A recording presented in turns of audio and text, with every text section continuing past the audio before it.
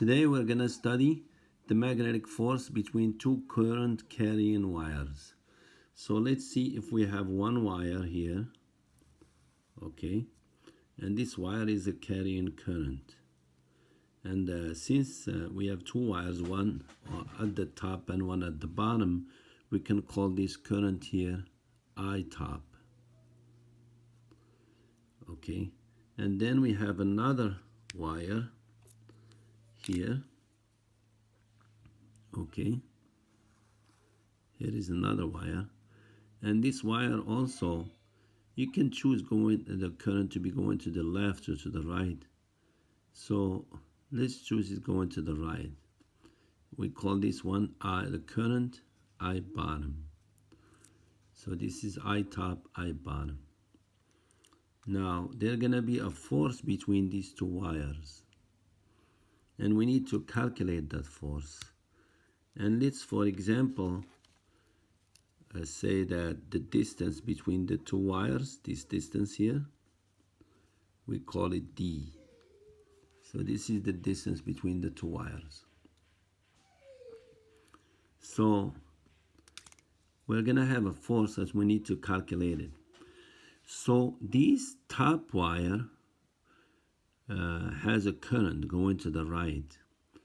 So this top wire will generate a magnetic field anywhere here, but the magnetic field we'll be concerned with is the magnetic field at the bottom wire, because that magnetic field will be felt by the bottom wire, and there'll be a force acting on the current at the bottom, or will be acting on the wire at the bottom. So we need to know the magnetic field generated by I top at the bottom wire.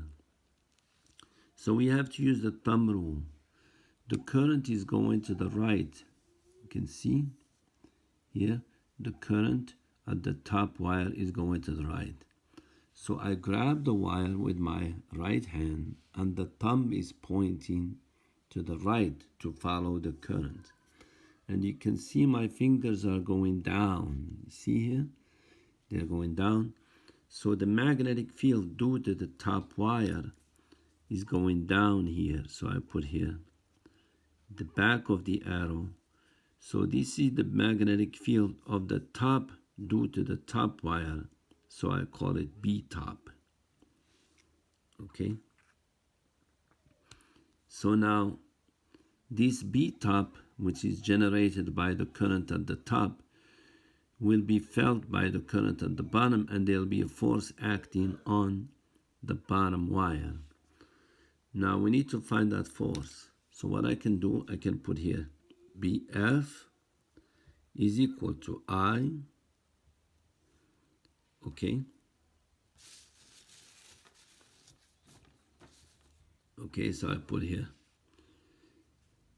F is equal to I, L cross B. Okay? So this force here is equal to the dot product between these two vectors, L and B. L is the length of the wire. This is L. Now we're going to say that these two wires have the same length. So this one also has a length L. Now the current is going to the right. So L, the vector L, will be going to the right. The vector L follows the direction of the current. So the vector L is going like this to the right. This is the vector L. So now we can put here F is equal to I put here I top, this is I top, L, and times B. Now I need to choose, you see, because the force exerted by this wire on this on the bottom wire is actually equal to the force exerted by the bottom wire on the top wire. So those forces are equal to each other. Okay? So if we want to know the force exerted on IB, I can put here IB. If I want to know the force exerted on this current here, okay? So I put here IB and then L, but this IB is in the B field or the magnetic field of I top. So here I need to put like that, B top. Now this force exerted on IB, on the current IB, and the reason it's exerted, the force is exerted on IB, is because this IB is in the magnetic field BT, and that magnetic field BT belongs to the current at the top. So here I can just put here, this is my equation. Now the reason that I don't have a sine theta here is because you can see the B field and L are actually perpendicular to each other, and sine pi over 2 is just 1. Look at here, the B, this B here, B top, is pointing down, is vertical, pointing down. And look at L, L is going to the right. So 1, B is pointing down, L is going to the right, so they're perpendicular. They have 90 degrees between them. So that's why I don't have that sine theta here. So now we need to know this F. So to know this F, this B field here, BT, is generated by this current here, I top. So we can use Ampere's law to find this B field here that's generated by this I top. So I come over here and they apply Ampere's law. So I have B dl. So I can put here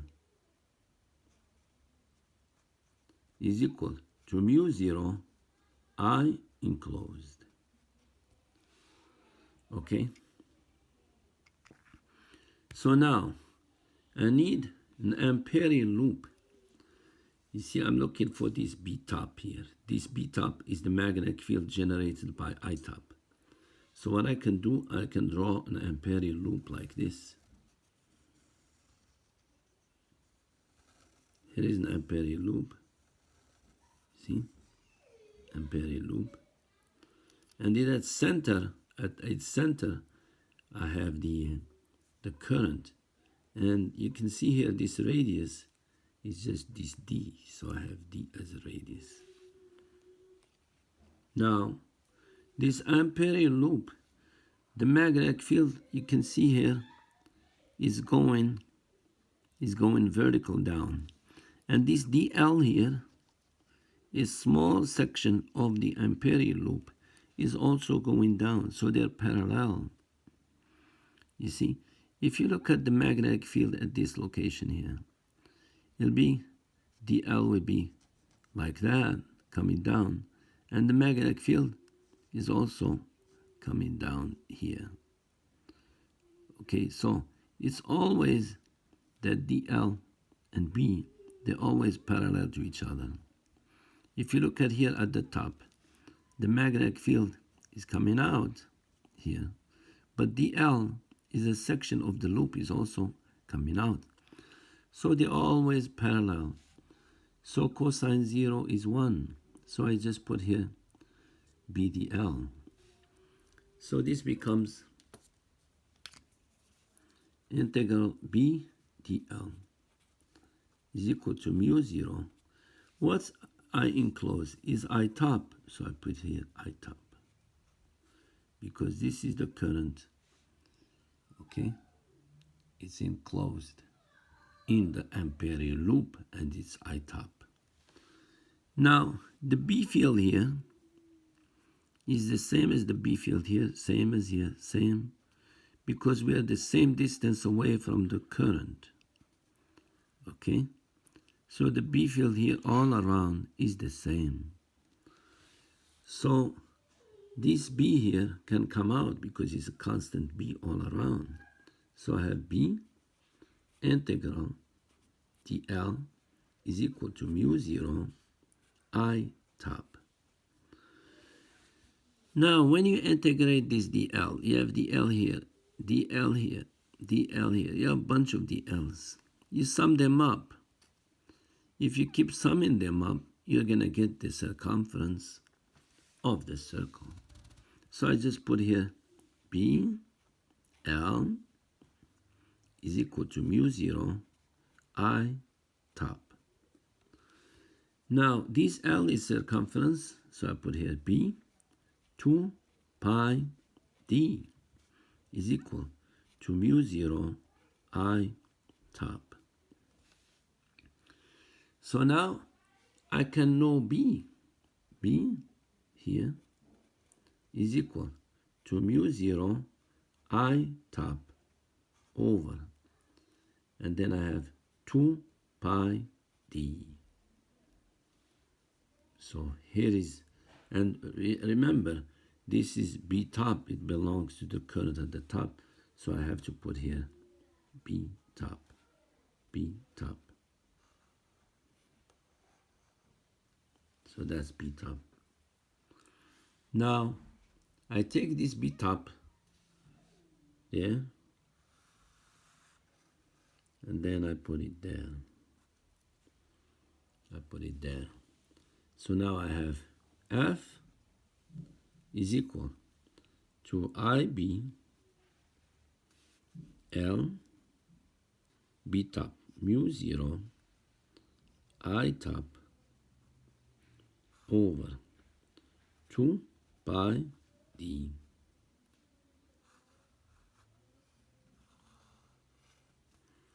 Here is the force.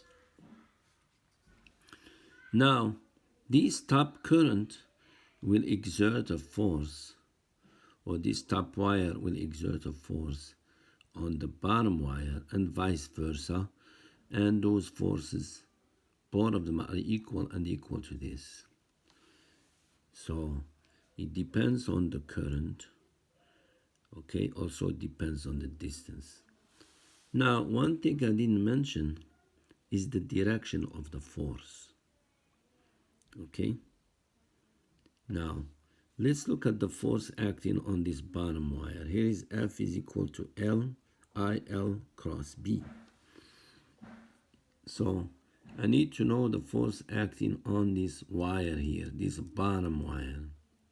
You can see here the magnetic field here is going into the board.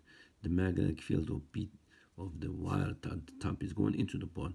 So I have to look at here, I have to look at the current at the bottom, okay, the current of the bottom wire.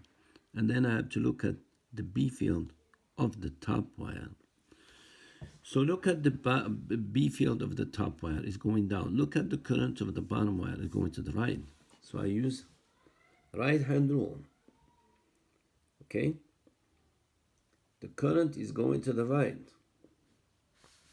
And look at, the current is going to the right. Look at the B field is going down. So my finger goes down. Look at my thumb. My thumb is pointing up. So the force is pointing up like that. Will go up. So this red wire will try to go up. Now, we need to know the force acting on the top wire. You see, this top wire here, this top wire will feel a force because this bottom wire will generate a magnetic field at the top wire. Let's find this magnetic field that's generated by the bottom wire at the top wire. We use the thumb rule. Grab the bottom wire, look at the thumb, and look at my fingers at this location. They're going up. So the magnetic field is coming out here. I put here a dot. And this is B, bottom. This is the magnetic field of the bottom wire, so I call it B bottom. This is the magnetic field of the top wire, I call it B top. This is the magnetic field of the bottom wire, I call it B bottom. And you can see it's coming out because I use the thumb rule. So my fingers are coming up here. Now we need to know the force acting on this wire here. Okay? The force acting on this wire, at the top wire. The top wire is in the magnetic field of the bottom wire. And the magnetic field of the bottom wire is coming up. So I need to use the right hand rule. So use my right hand. You can see I have to follow the current. The current is going to the right. So my fingers will follow the current. And look at the B field is going up. My fingers have to go up like that. And then look at my thumb. My thumb is coming down. I'm sitting in some, let me stand up here to show you. Here. My fingers will follow the top current here. The magnetic field is coming up, so my fingers will rotate towards, and look at my thumb. My thumb is going down. So the force acting on the top wire is going down. Same force we calculated here. They're the same forces. So this force is equal to that force. And you can see here that both of them are pointing down. And that force is this one here. Now, in technology, you can use this technology. You can grab things. You can, instead of putting wire, you can put bars. You can put one bar here and one bar there. And then you send current. So this is a bar. This is also a bar. And then when you send the current, there'll be a force going like that. So this is a clamp, so you can hold something. You can clamp something. If you put something in between, you can grab it with these two bars by sending the current, and it will shut down on the block and hold it, and then you can lift that thing and put it somewhere. So this is very useful in technology, this kind of physics. Okay? Have a good day.